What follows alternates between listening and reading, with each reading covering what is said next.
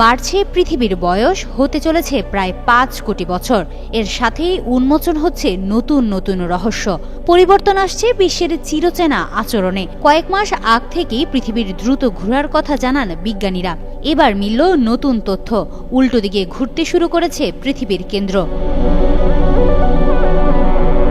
চীনের পিকিং ইউনিভার্সিটির এক গবেষণায় উঠে এসেছে, পৃথিবীর কেন্দ্র তার ঘূর্ণনের দিক বদলে এখন পৃষ্ঠের বিপরীত দিকে ঘুরছে। দীর্ঘদিনের ভূমিকম্প তথ্য বিশ্লেষণ করে প্রকাশিত এই গবেষণা বিজ্ঞান মহলে যেমন আলোচনা সৃষ্টি করেছে, তেমনি সাধারণ মানুষের মাঝেও কৌতূহলের জন্ম দিয়েছে।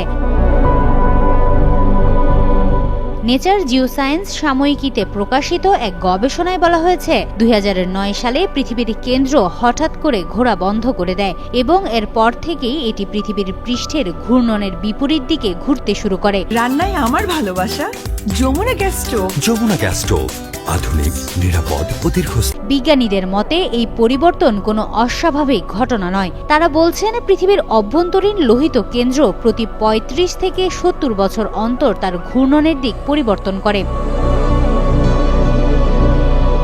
গবেষকরা 1995 থেকে 2021 সাল পর্যন্ত বিভিন্ন ভূমিকম্পের সুনির্দিষ্ট তরঙ্গ ও সময়ের ডাটা বিশ্লেষণ করে এই সিদ্ধান্তে পৌঁছেছেন।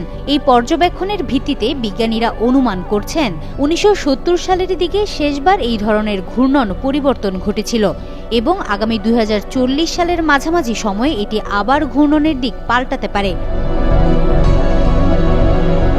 বিশ্বজুড়ে এই গবেষণা জনমনে এক ধরনের উদ্বেগ তৈরি করলেও বিজ্ঞানীরা আশ্বস্ত করেছেন যে এর ফলে পৃথিবীর পৃষ্ঠে বসবাসকারী মানুষের উপর কোনো বড় ধরনের প্রভাব পড়বে না।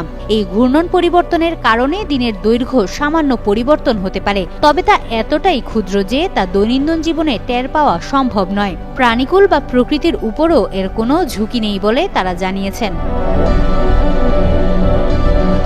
ভবিষ্যতের গবেষণাই কেবল জানাতে পারবে এই ঘূর্ণন পরিবর্তনের পেছনের প্রকৃত কারণ ও এর দীর্ঘমেয়াদী ফল কি হতে পারে। তবে আপাতত নিশ্চিত হওয়া যায়, এই পরিবর্তনে মানব জীবনের উপর কোনো হুমকি নেই। হিমাতুল জান্নাত, যুগান্তর নিউজ।